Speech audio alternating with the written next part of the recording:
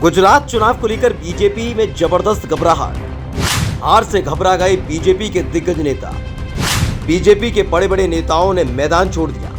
अपने ही प्रदेश में प्रधानमंत्री नरेंद्र मोदी जबरदस्त तरीके से फंस चुके हैं। समझ नहीं पा रहे हैं करा क्या जाए।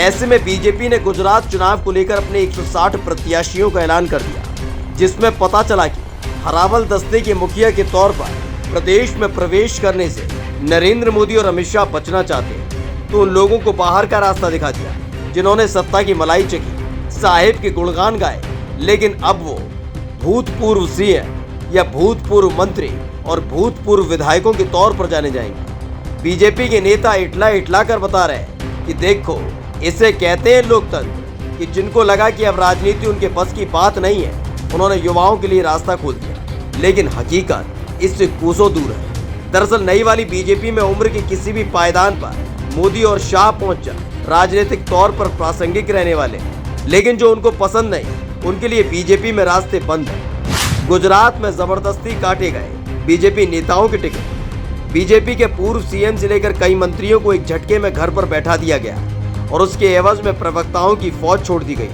जो इन नेताओं का लिखित बयान दिखा रही है कि वो चुनाव लड़ना नहीं चाहते। लेकिन हकीकत कुछ और ही है। हकीकत ये है कि दिल्ली में बैठे गुजरात के दो नेताओं ने बीजेपी की किस्मत लिखने का फैसला कर दिया।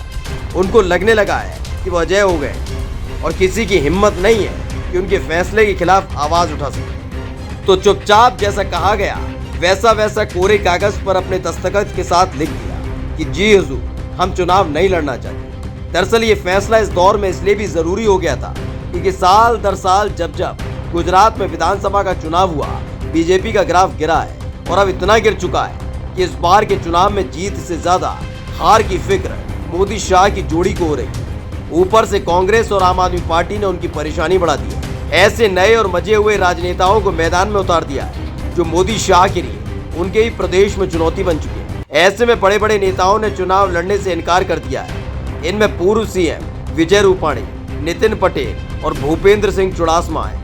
गृह राज्य मंत्री प्रदीप सिंह जडेजा, ऊर्जा मंत्री सौरभ पटेल, पूर्व मंत्री विभावरी बेन दवे, मंत्री कौशिक पटेल और वल्लभ ककड़िया।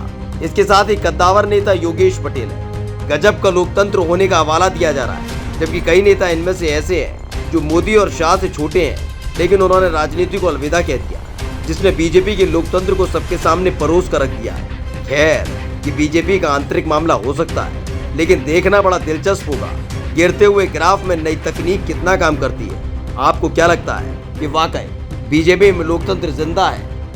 कमेंट करके जरूर बताएं और पेज को लाइक और सब्सक्राइब करना ना भूलें। Special desk the कंटा।